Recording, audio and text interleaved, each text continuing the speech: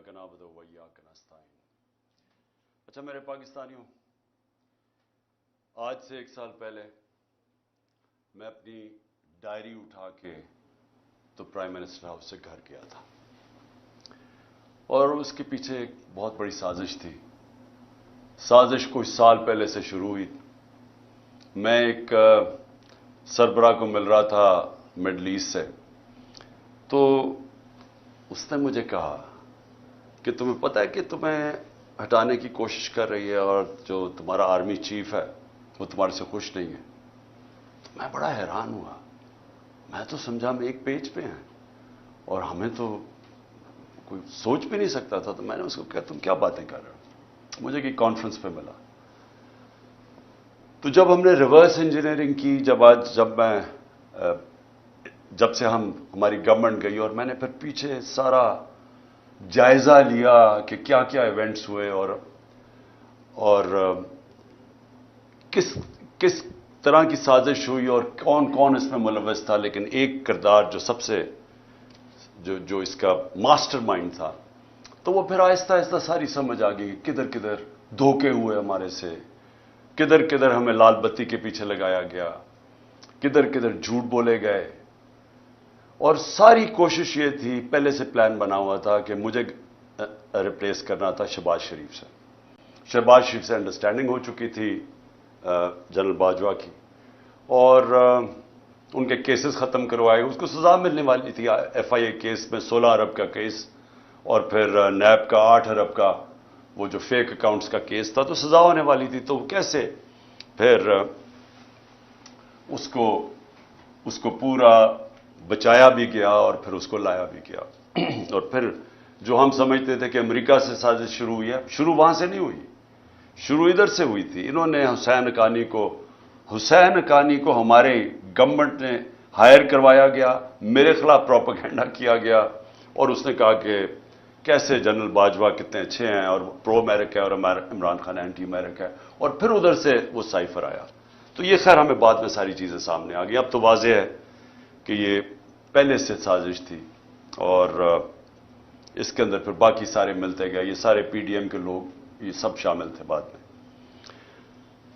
آج کا ہمارا ہم نے وائٹ پیپر نکالا ہے، اس کا مقصد صرف یہ ہے بتانے کے لیے کہ 1 سال میں ہوا کیا پاکستان سے، پاکستان 1 سال پہلے کھڑا کدھر تھا اور آج کدھر پہنچ گیا۔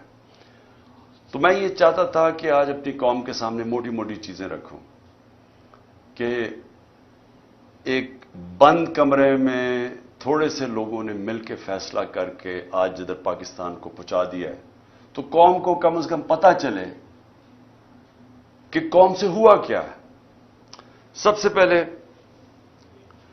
جیسے اور پاکستان کھڑا کدھر، سال پہلے کدھر کھڑا تھا۔ ایک تو اکنامک سروے میں آپ ساری چیزیں دیکھ سکتے ہیں، جو پاکستان کی جو ہر سال معیشت کے اوپر جو ایک سروے چھپتی ہے، اس میں یہ سب چیزیں آ جائیں گی۔ لیکن جو موٹی موٹی چیزیں یہ ہیں کہ ایک اکانومی جو بینکرپٹ تھی 2018 میں، سب سے بڑا بیرونی خسارہ تھا کرنٹ اکاؤنٹ ڈیفیسٹ تقریباً 20 ارب ڈالر کا۔ یہ پاکستان کی تاریخ کا ہمیں سب سے بڑا خسارہ ملا تھا، اور ریزروز تھے کوئی 8 ارب ڈالر کے رہ گئے، تو روپے پہ پریشر تھا۔ اس مشکل وقت پہ گورنمنٹ ملی، پہلے سال سٹیبلائز کی، دوسرے 2 سال کرونا سے ہمیں ڈیل کرنا پڑا۔ اب کرونا یہ یاد رکھیں کہ دنیا میں جو اس نے تباہی مچائی ہے، دنیا کی اکانومیز میں تباہی مچائی ہے، یہ کبھی سب کے سامنے ہے۔ یہ آپ بڑے آرام سے دیکھ سکتے ہیں کہ منفی میں چلی گئی گروتھ ریٹ، ہندوستان 7% پہ آگے بڑھ رہا تھا، وہ منفی میں چلا گیا۔ تو پاکستان نے جس طرح کرونا کا مقابلہ کیا، دنیا نے اکنالج کیا، دنیا کے world economic forum, economist magazine, ہر فورم کے اندر ورلڈ ہیلتھ آرگنائزیشن نے اکنالج کیا کہ پاکستان ان چند ملکوں میں تھا، ٹاپ 3 ملکوں میں، جنہوں نے سب سے بہتر طریقے سے اتنا بڑا ایک کرائسس تھا اس کو سنبھالا۔ میں یہ صرف سوچ رہا ہوں کہ جو ان کی 1 سال کی کارکردگی ہے، اگر یہ خدا نہ خواستہ ہوتے تب تو انہوں نے کیا کرنا تھا۔ انہوں نے جو ملک سے ابھی کیا ہے सोचें, अभी तो क्राइसिस तो उनको कोई मिला ही नहीं है, क्राइसिस तो सारे हमें मिले थे, क्योंकि कोरोना का क्राइसिस हमने डील किया। इन्होंने जो बैंकरप्ट करके गए वो हमने इकोनॉमी खड़ी की। तो अगर ये वहां होते तो इन्होंने सबसे पहले तो लॉकडाउन लगा देना था, इनकी स्टेटमेंट्स आके बंद कर दो पाकिस्तान को। तो अगर वो बंद कर देते, आगे मुश्किल हालात थे, तो यहां तो लोगों ने भूखे मर जाना था।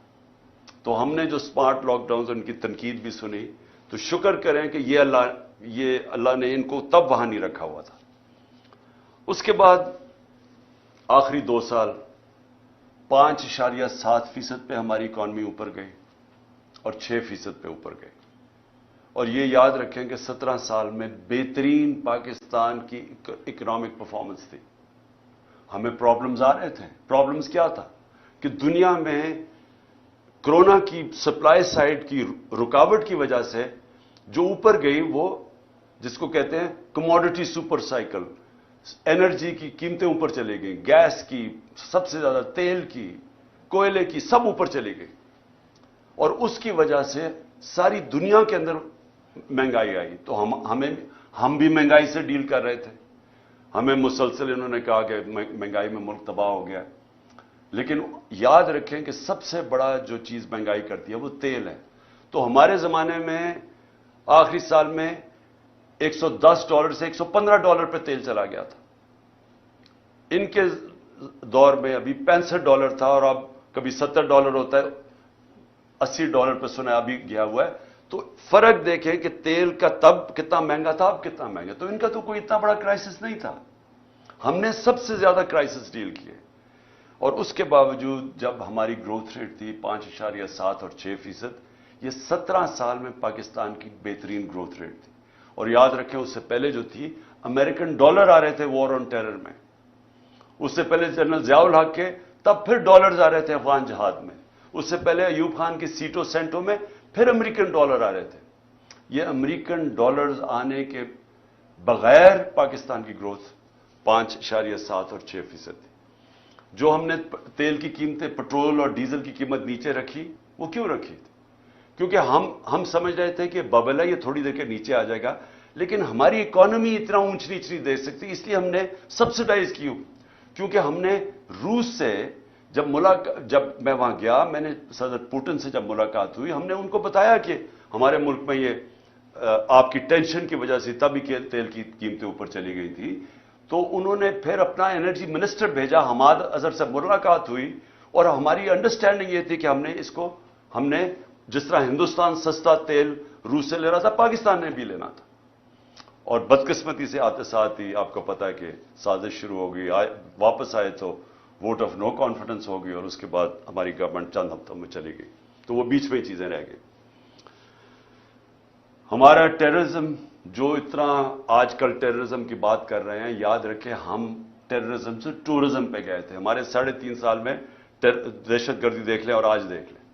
और जब जो अमेरिका निकला अफगानिस्तान से, तो वो बेहतरीन टाइम था उस वक्त कि अफगान गवर्नमेंट के साथ कोऑपरेट करके हम इस मुल्क के अंदर जो दहशतगर्दी जो थोड़ी बहुत भी थी, उसके ऊपर भी काबू पा सकते थे। लेकिन कुछ नहीं किया गया। इन्होंने कोई ना, इनके पास टाइम था सोचने का, ना कुछ था, क्योंकि आए थे सिर्फ एक मकसद के लिए, अपने करप्शन केसेस खत्म करने के लिए। ना इन्होंने इकोनॉमी का रोड मैप दिया, ना इनको कोई फिक्र थी कि ये जो वापस आ रहे हैं, जब तालिबान गवर्नमेंट आई तो उन्होंने कहा वापस जाएं टीटीपी को। तो जब वो वापस आ रहे थे, ना सोचा कि उनको रिहेबिलिटेट कैसे करना है। इनको तो इसकी फिक्र ही नहीं थी। ये तो पड़ गए अपने करप्शन केसेस पे आते साथ ही। पहली कैबिनेट की मीटिंग के अंदर उन्होंने आते साथ ही अपने जनाब ईसीएल पे जो रखे हुए थे वो खत्म किया। 60% कैबिनेट जो नई आई वो जमानत पे थी, करप्शन के केसेस थे। तो इन्होंने तो सिर्फ आते साथ ही अपनी करप्शन केसेस खत्म किए, और फिर असेंबली में जाके नैब का कानून पास करके 1100 अरब रुपए के करप्शन के केसेस अपने खत्म किए।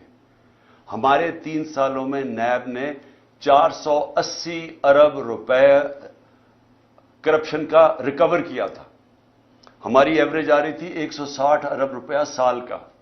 सबसे ज्यादा हमारे दौर में हमने नैब ने पैसे रिकवर किए थे जो करप्शन के थे। इन्होंने आते साथ ही پہلے نیب کو ختم کیا، نیب کے اوپر اب آدمی بٹھایا، جب وہ بٹھایا اس نے بھی دیکھا کہ میرے سے غلط کام کروا رہے ہیں، اس نے ریزائن کیا. یعنی نیب کا ادارہ تباہ کیا آتے ساتھ ہی، کیونکہ ان کو سب کو ڈر تھا نیب سے. تو امینڈمنٹ بھی پاس کی، پھر اپنا آدمی رکھایا، وہ بھی نہیں چلا. اس کے بعد ایف آئی اے کو انہوں نے تباہ کیا آتے ساتھ ہی، کیونکہ شہباز شریف نے پھنس جانا تھا. مقصود چپڑاسی اور وہ جو 16 ارب روپے کے کرپشن کیس تھے. ایف آئی اے پہلے رائے طاہر کو لے کے آئے آئی جی، جو نہیں، رائے طاہر پہلے سے تھا، اس سے غلط کام کروانے کی کوشش کی، اس نے ریزائن کیا. پھر آدمی لے کے آئے، پھر ساری ایف آئی اے کو صرف لگا دیا ہم سب کے اوپر، ہمارے اوپر کیسز کرنے کے لیے. ایف آئی اے کا ادارہ ختم کیا اپنے آپ کو بچانے کے لیے 16 ارب کیسز کے اور اپنا آدمی اور وکٹمائزیشن کے لیے. نیب، ایف آئی اے گئی، پارلیمنٹ ختم ہو گئی، کیونکہ جب راجہ ریاض بن گیا اپوزیشن لیڈر تو اس کا مطلب اپوزیشن تو ختم ہو گئی. تو پارلیمنٹ تو چلتی نہیں اپوزیشن کے بغیر، تو وہ ختم ہوئی. پھر الیکشن کمیشن، اس کو انہوں نے استعمال کیا صرف اور صرف کہ کسی طرح وہ ان کو الیکشن جتا دے. توشہ خانہ کیس کر دے عمران خان کے اوپر، فورن فنڈنگ کیس کر دے. اب وہ فورن فنڈنگ کیس ہی ختم ہو گیا. اب پتہ چلا کہ وہ فورن فنڈنگ ہی نہیں تھا، وہ کچھ اور تھا. اب ہائی کورٹ نے ایک جج صاحب نے کہا کہ جی بتائیں، جو عمران خان کے اوپر میڈیا ٹرائل کر رہے تھے وہ بھی رہ گیا بیچ میں. ابھی توشہ خانہ بھی ختم ہوگا، وہ بھی پتہ چلے گا کہ اس الیکشن کمیشن نے ان کو خوش کرنے کے لیے میرے پہ کیس کیا تھا. اور پھنس جائیں گے یہ اب، کیونکہ توشہ خانہ کا ریکارڈ سارا اویلیبل ہے. تو توشہ خانہ کا جب ریکارڈ اویلیبل ہے، انہوں نے اپنے پیر پہ کلہاڑی مار دی ہے، کیونکہ اس میں نواز شریف اور زرداری نے پھنس جانا ہے توشہ خانہ میں. اور انشاءاللہ ان کی جو گاڑیاں انہوں نے چوری کی ہیں وہ بھی ہم سامنے لے کے آئیں گے.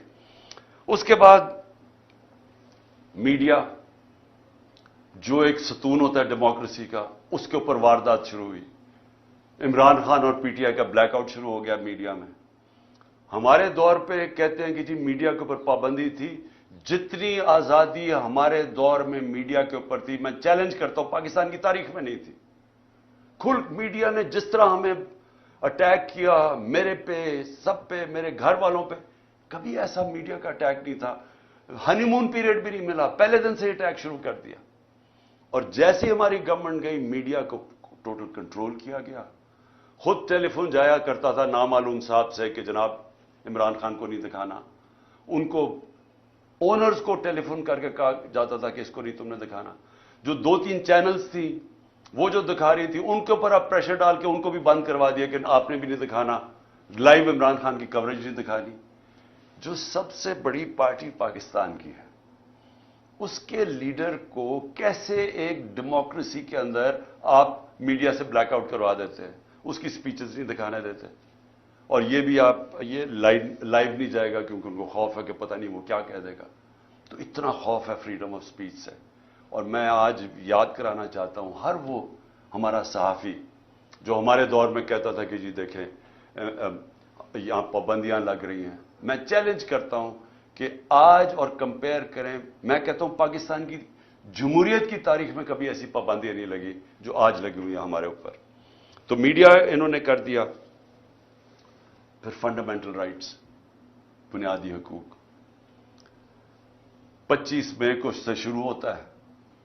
لوگوں کے گھروں میں پولیس گھس کے، پی ٹی آئی کے ایم پیز لوگوں کے گھروں میں گھس کے، نہ چادر نہ چادر دیواری، وہاں جا کے جو انہوں نے جس طرح تشدد کیا، لوگوں کو اٹھایا. ایک 11 سال کے بچے کو لے کر جا رہے ہیں جیل میں کیونکہ باپ نہیں تھا. ایک گھر میں اٹیک کر دیا انہوں نے، وہ ایک میجر صاحب تھے، ان کو کیا پتا کون آ رہا ہے گھر میں. کوئی کسی کے گھر میں رات دروازہ توڑ کے گھستا اندر، اس نے گولی مار دی، اس نے سمجھا کوئی ڈاکو آ رہا ہے. اس کو پکڑ کے اس کے بیٹے کو انہوں نے جو تشدد کیا پولیس نے، جو بیٹے سے کیا. میں 6 مہینے کے بعد بیٹے کو ملا، اس نے کہا میں ابھی بھی میں رات کو سو نہیں سکتا، اتنا انہوں نے میرے ظلم کیا. اس کے بعد 25 مئی کو جو عورتیں بچوں کے اوپر انہوں نے وہاں دیکھ رہے ہیں کہ فیملیز آئی ہوئی ہیں.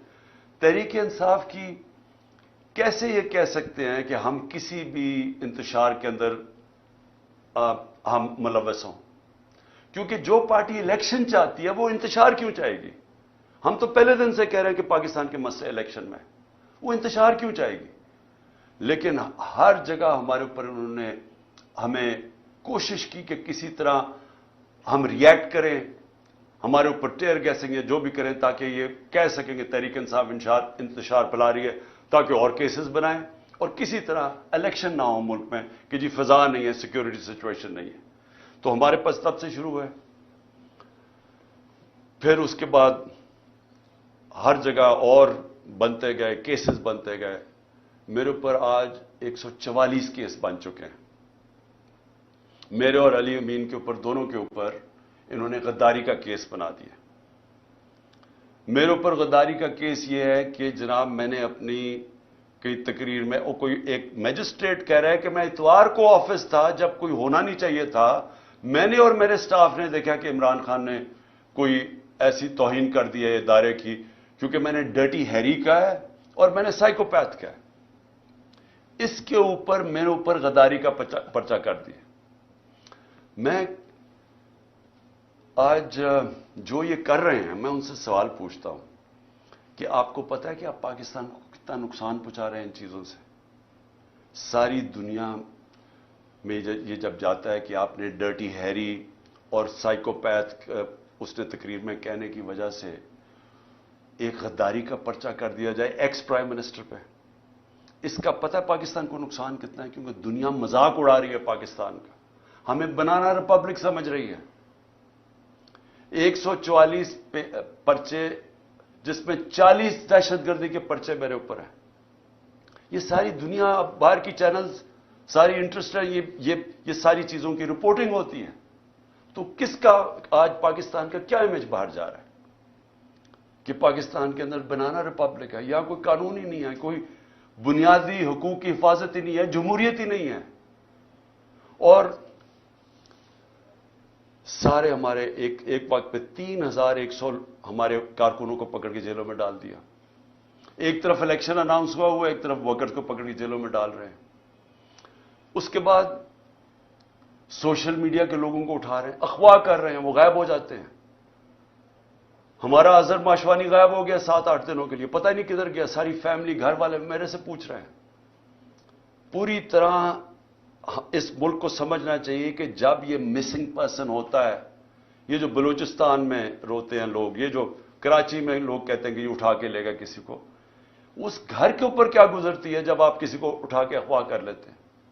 اور پھر اعظم سواتی سے جب اس کو ٹارچر کیا جاتا ہے، اس کو کسٹوڈیل، پہلے تو اس کو بچوں کے سامنے، اس کے پوتے اور پوتیوں کے سامنے مارتے ہیں آ کے 3 بجے گھر میں گھس کے، پھر اس کو اٹھا کے لے جا کے ننگا کر کے ٹارچر کرتے ہیں 75 سال کے آدمی کو. اس کے اندر اتنا غصہ ہے آج، کیونکہ جب آپ کسی سے اس طرح ذلیل کرتے ہیں، آئین کا جو آرٹیکل 14 ہے جو رائٹ ٹو ڈگنیٹی دیتا ہے، ہمیں ہماری عزت نفس کی حفاظت کرتا ہے، جب آپ اس کو ننگا کر کے ایک ٹویٹ کے اوپر کہ اس نے باجوہ کو کہہ دیا کہ NRO 2 آپ نے دیا ہے، اس کے اوپر اس کو ننگا کر کے اس کو تشدد کرو، سوچو کہ اس کا کیا امپیکٹ گیا، ہماری پارٹی پہ کیا امپیکٹ گیا. اور سب کو پتا کون اس کے پیچھے تھا. پولیس نہیں تھی، نامعلوم افراد نے یہ کیا. گل سے یہی کیا. شہباز گل کو بھی اٹھا کے لے کے گئے، 2 دن رکھا، تشدد کیا اس کو. ایک یونیورسٹی کا پروفیسر ہے، اس کو پکڑ کے انہوں نے تشدد کیا. کدھر گئے فنڈامنٹل رائٹس؟ کوئی پوچھنے والا نہیں. خوف ہے ساری جگہ کہ او ہو جی یہ نامعلوم نے اٹھا لیا. خوف ہے ان کا کہ کوئی سب ان کے سامنے ڈرتے ہیں. سوشل میڈیا کے بچوں کو پکڑا، کسی کو کبھی کوئی اٹھا لے، ان کی عجیب عجیب خبریں آئیں، پکڑ کے وہی ننگا کر کے ان کو ذلیل کر کے ان کو پھر گھر واپس دے کہ آپ نے کچھ نہیں کہنا، آپ نے کسی کی تنقید نہیں کرنی. کوئی یہاں ایک ایسے انٹچبلز ہیں، ان کا نام بھی نہیں آپ نے لینا. یعنی یہ کوئی مشرف کے مارشل لا کے اندر ہم نے کبھی اس طرح کی سختی نہیں دیکھی. میں نے کبھی اس طرح، میں اپوزیشن میں تھا، کبھی میں نے اس طرح کا ظلم نہیں دیکھا جو ہمارے اوپر ہوا اور ہوتا جا رہا ہے، رکتا نہیں ہے. ہمارے جو لوگوں کو اٹھاتے ہیں وہ سب بتاتے ہیں، ان کو پکڑ کے لے جاتے ہیں. روزوں میں انہوں کو اٹھایا، نہ ان کو روزہ کھولنے دیا، گندا پانی دیں، پھر کوئی نامعلوم افراد آ جائے ان سے پکڑ کے لوگوں کو ان کو پھینٹا لگایا ان کو. اور پولیس کا میں یہ کہہ دوں کہ زیادہ تر پولیس ہمارے ساتھ سمپیتھیٹک تھی. لیکن میں اب اپنے گھر کا بتانا چاہتا ہوں کہ میرے گھر کے اوپر جو یہاں اٹیک ہوا. دیکھیں پہلے آپ سمجھ جائیں کہ وہ ہوا تھا، ایشو تھا کیا، وہ وارنٹ کس چیز کی تھی. وارنٹ یہ تھی کہ ایک میجسٹریٹ کے کورٹ نے کہا کہ عمران خان کو وہاں ایک کیس کے اندر اپنی حاضری دینی ہے بیل کے لیے. میں کیوں نہیں جا سکا؟ پہلے مجھے گولی لگی ہوئی تھی. 3.5 مہینے میں میری ٹانگ ٹھیک نہیں تھی، ٹریول نہیں کر سکا. اس کے بعد میں نے ساری عدالتوں میں، ہائی کورٹ، اسلام آباد جانا شروع کیا. اس عدالت میں اس لیے نہیں جا سکا کیونکہ وہ کچہری میں، ایف8 کچہری میں جدھر وہ عدالت ہے، ادھر 2 دفعہ دہشت گردی کے حملے ہوئے ہیں. ججز اور وکیل وہاں مر چکے ہیں اس میں. اس لیے ہماری سیکیورٹی، کیونکہ گورنمنٹ کا کام ہے مجھے سیکیورٹی دینا، یہ دے نہیں رہے. انہوں نے جو پرائم منسٹر کی بھی سیکیورٹی تھی، ایکس پرائم منسٹر، وہ بھی ہٹا لی ہے، اور اس جگہ کے اوپر سیکیورٹی تھی نہیں. تو ان سے وکیلوں نے درخواست کیا میجسٹریٹ کو کہ وہ آپ دوسرے عدالت میں چلے جائیں تو ہم آ جائیں گے. اس کے اوپر اس نے میری وارنٹ نکال دی. وارنٹ نکلی تھی بنی گالا کے لیے، لے کے آنا تھی، اور انسپیکٹر نے وارنٹ لے کے آنا تھا. وہ ڈی آئی جی وہ بنی گالا کی وارنٹ لے کے یہاں جاتا ہے، اس کا پروسیجر ہی بالکل غلط ہے.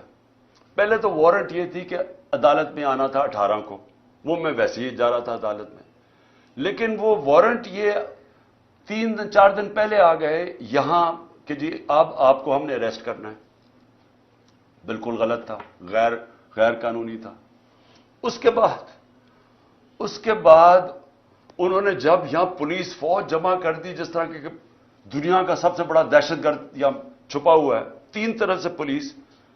تو شام کو میں نے وکیل کے ذریعے اشتیاق خان جو پریزیڈنٹ ہے لاہور بار ہائی کورٹ کا، میں نے شورٹی بانڈ دیا کہ میں پہنچ رہا ہوں وہاں 18 کو، اور جب وہ شورٹی بانڈ مل جائے قانون کے مطابق اریسٹ نہیں کر سکتے. وہ سی پی او وہ لیتا ہی نہیں ہے بانڈ، کیونکہ نیت کچھ اور تھی.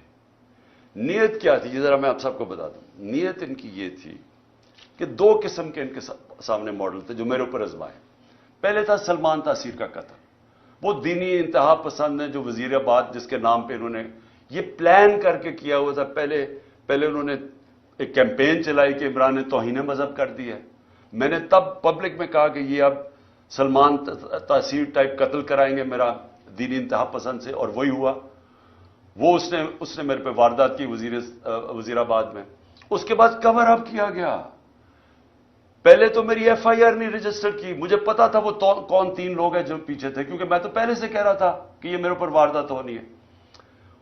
اس کے بعد جب واردات ہوگی انہوں نے سیبوٹاج کیا جے آئی ٹی کی، کیونکہ اگر وہ فائنڈنگ سامنے آ جاتی تو پتا چل گیا تھا 3 شوٹر ہیں، ایک تھا ہی نہیں. تو وہ دینی انتہا پسند کا جو انہوں نے بوگی بنائی تھی وہ تو ختم ہو گئی تھی. تو انہوں نے وہ سیبوٹاج کی. کون تھے پیچھے؟ وہ طاقتور جو سارے پاکستان میں وہ طاقتور جو فیصلہ کرتا وہی ہوتا ہے، وہ پیچھے تھے. اس کے بعد اگلا پلان بنتا ہے یہ جو میرے گھر پہ یہ اٹیک، یہ دوسرا ماڈل تھا مرتضی بھٹو ٹائپ قتل، کہ انہوں نے اٹیک کرنا تھا، یہاں ہو رہا ہے، اور اسی کے اندر جناب عمران خان کو قتل ہو گیا. تو وہ مرتضی بھٹو کا ماڈل تھا. یہاں پہلے کیا، ساری رات اٹیک کرتے رہے، اتنی پولیس، رینجرز، جس طرح کا انہوں نے کیا سب غیر قانونی تھا. مقصد کچھ اور تھا. مقصد یا قتل کرنے کا تھا، یا پھر اٹھا کے جیل کے اندر کوئی زہر دے دینی تھی، جو کہ ان کا وہ جس طرح 4 وہ مرے ہیں ہارٹ اٹیک سے شہباز شریف کے گواہی، وہ دوسرا وہ ماڈل تھا.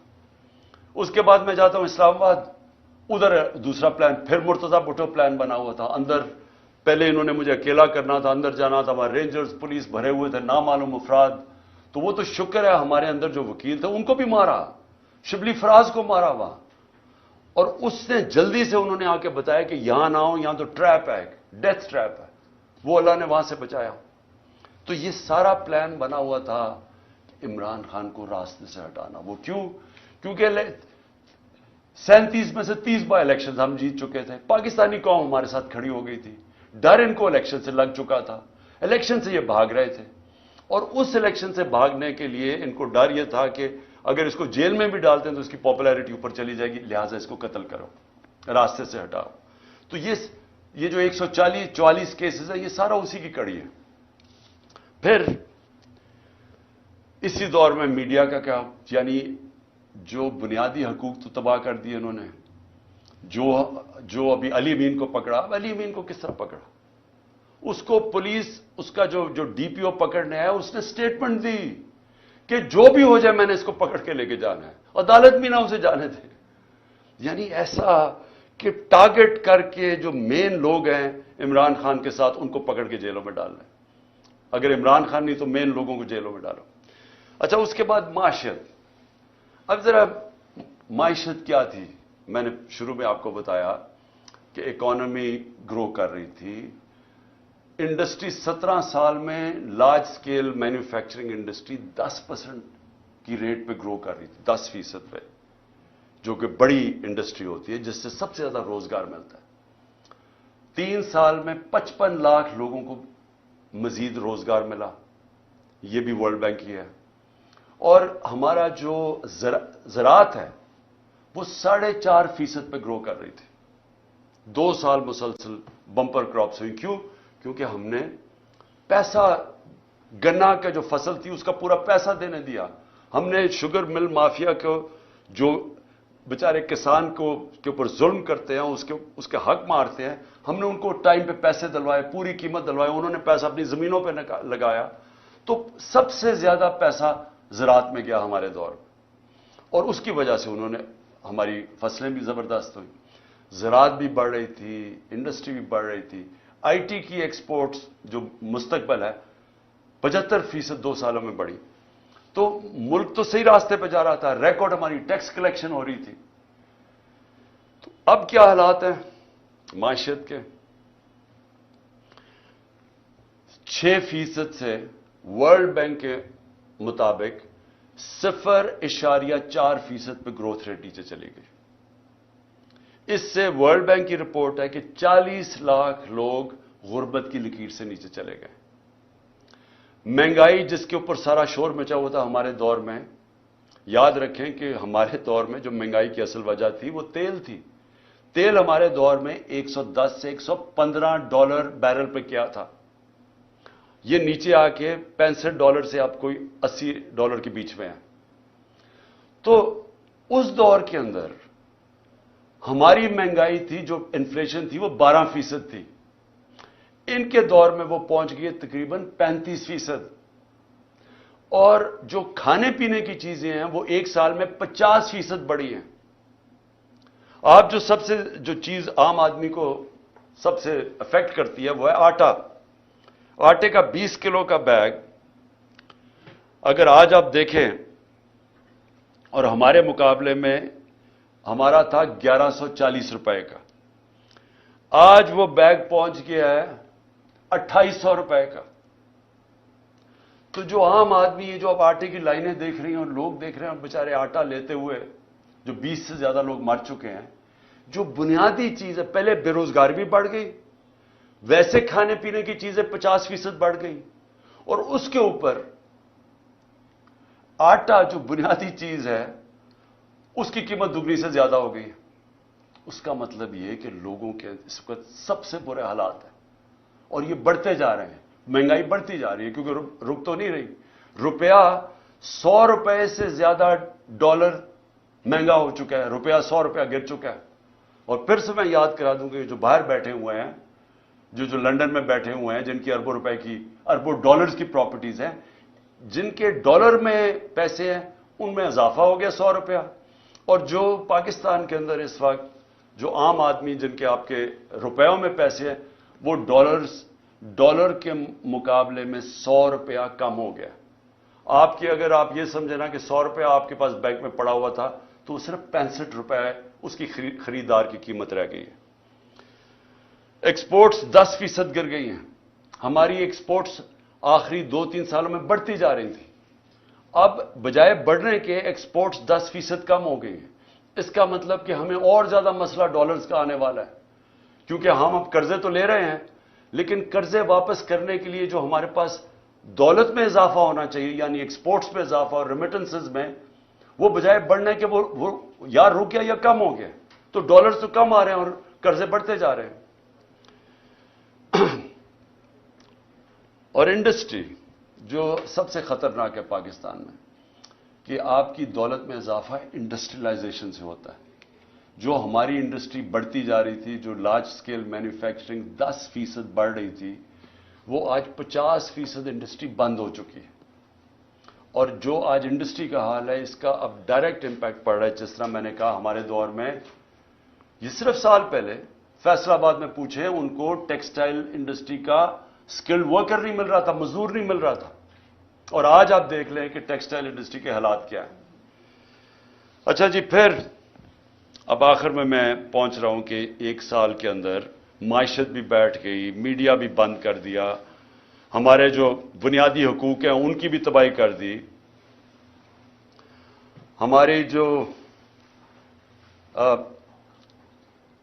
ہماری جو ٹیررزم ہے پاکستان میں, جو ٹورزم کی طرف چلے گئے تھے, باہر کی برٹش ایئرویز, باہر کی airline, Virgin Atlantic airlines آنی شروع ہو گئی تھی پاکستان میں, کرکٹ ٹیمز آنی شروع ہو گئی تھی, وہ آج پھر دہشت گردی بڑھتی جا رہی ہے. کیونکہ امن تھا تو یہ سب آ رہے تھے, تو ان کے دور میں دہشت گردی بڑھتی جا رہی ہے.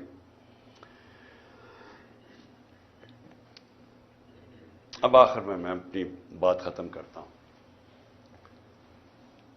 اب پاکستان کدھر جا رہا ہے؟ ساری قوم کو ہمیں اب سوچنا چاہیے کہ ہمارا ملک جا کدھر رہا ہے. سارے ادارے ہمارے گئے, پارلیمنٹ ہماری گئی. جس طرح پھر سے دیکھیں, ملک چلتا ہے اداروں کے اوپر. پارلیمنٹ ایک ادارہ ہے, پارلیمنٹ کی آج حیثیت ختم ہو گئی ہے. آج پارلیمنٹ کے اندر کورم ہی پورا نہیں ہوتا, تو اس کو کوئی شوق ہی نہیں ہے پارلیمنٹ میں, اس کا مقصد ہی ختم ہو گیا جب اپوزیشن ختم ہو گئی. لیکن جو گورننس کے ادارے ہیں وہ گئے ہیں.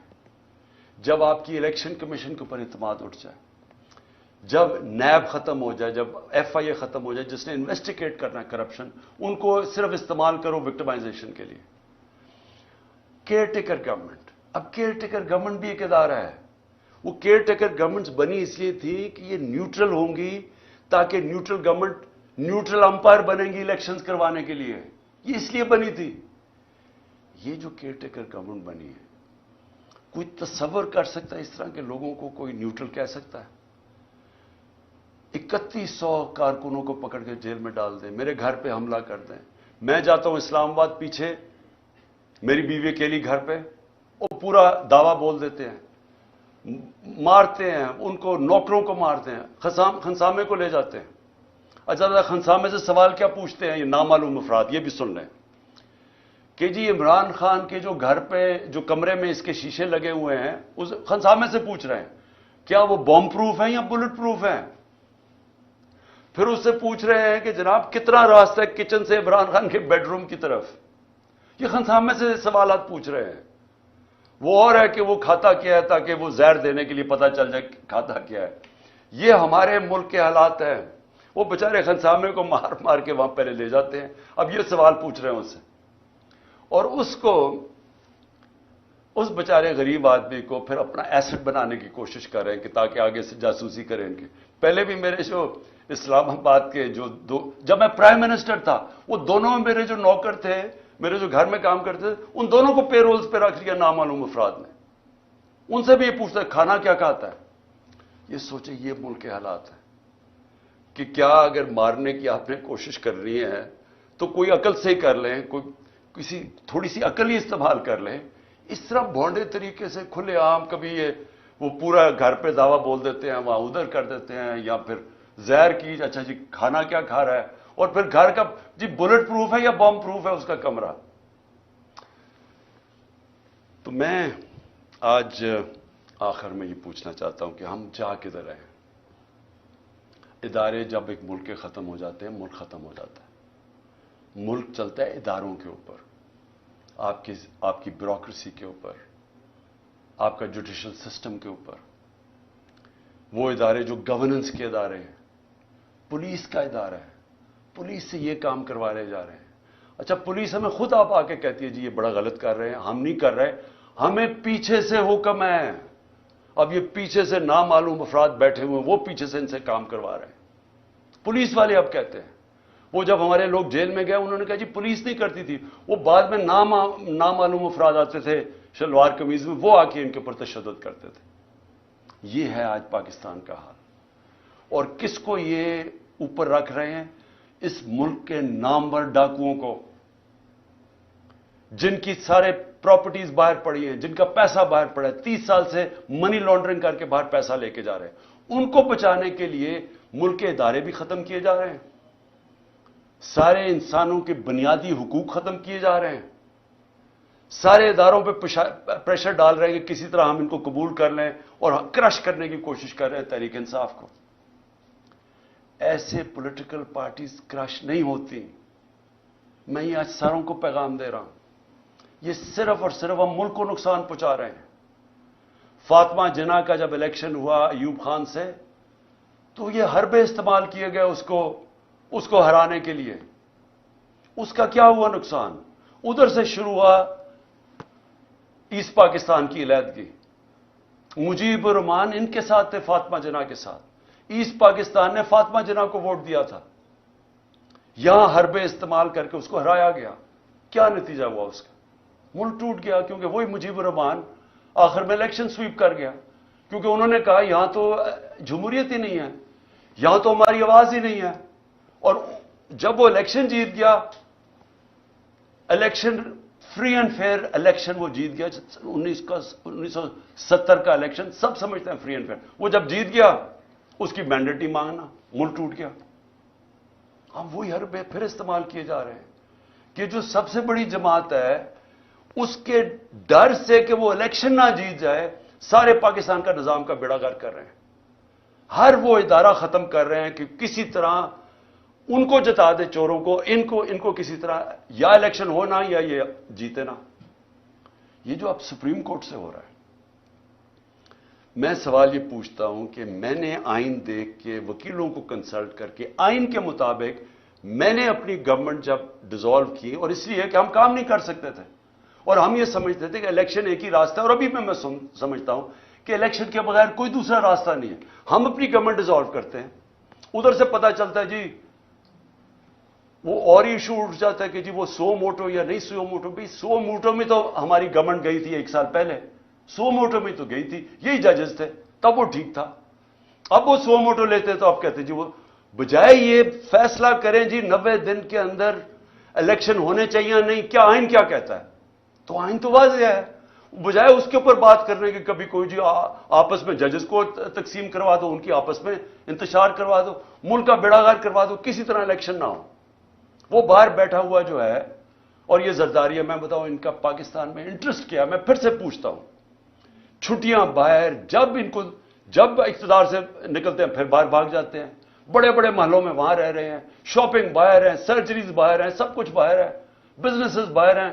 اس کے بچے 2 باہر کہتے ہیں پاکستان نیشنل ہی نہیں ہے. 3 دفعہ پرائم منسٹر کے بیٹے کہتے ہیں پاکستان نیشنل اس لیے نہیں ہے, یہ جواب ہی نہیں دے سکتے کہ اربوں روپے کی پراپرٹیز کدھر سے آئیں ان کے پاس.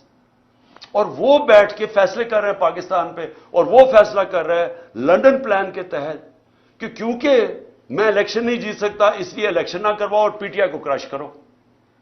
اور وہ کہہ رہے ہیں کہ میں یہ جو میری اگریمنٹ ہے وہ پوری کرو, اور اس میں یہ چل رہا ہے. ملک کا بیڑا غرق ہو رہا ہے, اکانومی بیٹھ رہی, کوئی فکر نہیں ہے کہ ملک کی معیشت تباہ ہو رہی ہے.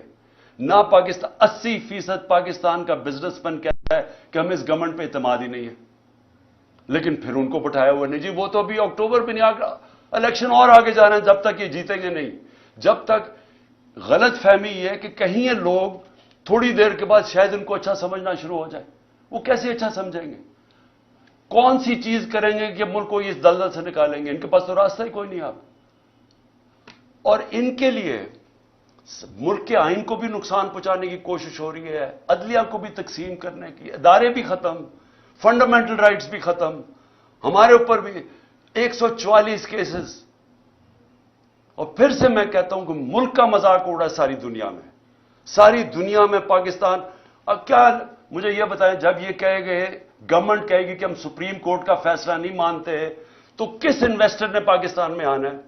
جب آپ ایک انویسٹر کو جب پاکستان کی جسٹس سسٹم میں اعتماد ہی نہیں ہے, وہ کون اپنا پیسہ لے کے آئے گا پاکستان میں؟ پاکستانی اپنا پیسہ باہر لے کے جا رہے ہیں, وہ جا کے باہر انویسٹ کر رہے ہیں.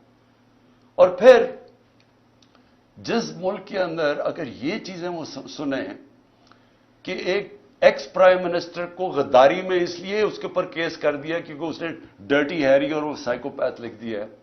دنیا مذاق اڑائے گی. اس کو بنانا ریپبلک کہتے ہیں. بنانا ریپبلکس میں انویسٹمنٹ نہیں آتی. بنانا ریپبلکس میں سے سارے ان کے لوگ پیسے چوری کر کے باہر بھیج دیتے ہیں, منی لانڈرنگ کرتے ہیں. وہاں ساری جگہ شریف اور زرداری بیٹھے ہوئے ہیں.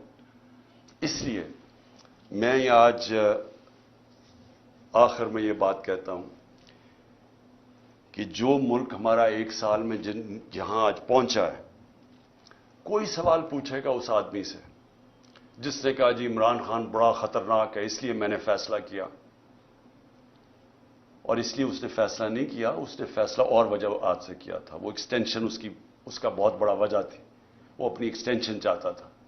شہباز شریف نے اسے شیورٹی دی ہوئی تھی. وہ اور بات ہے کہ نواز شریف اڑ گیا. پلان سارا ایکسٹینشن کا تھا. یہ سارا ڈرامہ اس کے لیے ہوا ہے, ذات کے لیے ہوا ہے. یہ ملک کو آج پہنچایا صرف اپنے ذاتی مفادات کے لیے, اور پوری سازش اس کے لیے کی گئی تھی. تو آج کوئی پوچھے گا اس کو کہ جدھر آج پاکستان ہے 9 لاکھ لوگ ہمارے پروفیشنلز ملک چھوڑ کے چلے گئے ہیں یہ پچھلے چند مہینے میں. امید چلی گئی ہے پاکستان سے. شوکت خانم سے 4 ہمارے کنسلٹنٹس چھوڑ گئے ہیں. یاد رکھیں کہ جو کینسر کے ڈاکٹرز ہوتے ہیں دنیا میں ان کی ڈیمانڈ ہوتی ہے. بڑی مشکل سے ہم ان کو لے کے آتے ہیں پاکستان, کیونکہ ایک کہیں معمولی سا بھی جو آنکولوجسٹ ہوتا ہے کینسر کا ڈاکٹر, اس کی معمولی سے کہ بھی وہ تنخواہ ہوتی ہے جو ہم پاکستان میں نہیں دے سکتے, تو مشکل سے ان کو لے کے آئے. تو یہ جو حالات دیکھ کے 4 ہمارے ڈاکٹرز چھوڑ کے چلے گئے, مایوس ہو گئے ہیں. تو کیا کوئی اس کو ذمہ دار ٹھہرائے گا کہ تکبر کے اندر فرعون بنا ہوا کہ میں نے فیصلہ کیا جی ملک کی بہتری کیا ہے, اور اس کے لیے آج جو ہمارے حالات ہیں کوئی ادارہ ذمہ دار ٹھہرائے گا؟ کیا یہ قانون سے اوپر ہے؟ ان کو کوئی پوچھ نہیں سکتا. حمود الرحمان رپورٹ 25 سال کے بعد جو ملک ٹوٹ گیا تھا ہندوستان میں چھپی تھی, پاکستان نہیں آئی تھی, کیونکہ وہ یہ سمجھتے ہی نہیں ہیں کہ جب تک ایک معاشرے میں تنقید نہیں ہوتی معاشرہ آگے نہیں بڑھ سکتا. جو ساری ڈکٹیٹرشپس دنیا میں فیل ہوئی ہیں ان کی سب سے بڑی وجہ ہے کہ ڈکٹیٹرشپس کے اندر تنقید نہیں ہوتی. جب تنقید نہیں ہوتی معاشرہ سکڑ جاتا ہے. یہ جو جمہوریت کی خوبی ہے یہ کہ وہ تنقید ہوتی ہے اور تنقید سے اپنی صلاحیت کرتا ہے معاشرہ. یہاں جب تک ہم یہ سمجھیں گے کہ جی وہ ایک سپر کنگ تھا, وہ جو مرضی فیصلہ کرے, ذمہ دار کسی اور کو ٹھہراؤ, اور وہ آرام سے کسی باہر والے ملک میں اچھی ہوائیں لیتا پھرے, کبھی بھی ملک آگے نہیں بڑھے گا. اور آج خاص طور پہ پاکستان کی اس برے وقت میں جو سب سے خوشائن چیز وہ یہ کہ پہلی دفعہ میں نے 1 سال میں جو چیز چینج دیکھا ہے کہ ہماری عوام جاگ گئی ہے, ایک شعور آ گیا ہے. ہمارا نوجوان سوشل میڈیا کی وجہ سے اور یہ 1 سال کی کیمپین میں وہ نوجوان ایک ایشو سمجھ گیا, بچے سمجھ گئے ایشوز, اسکول کے بچے, وہ شعور ہے جو کبھی پہلے بڑوں میں نہیں تھا. اور اس سے بھی بڑی چیز کہ ہماری خواتین گھروں کے اندر انقلاب آ گیا.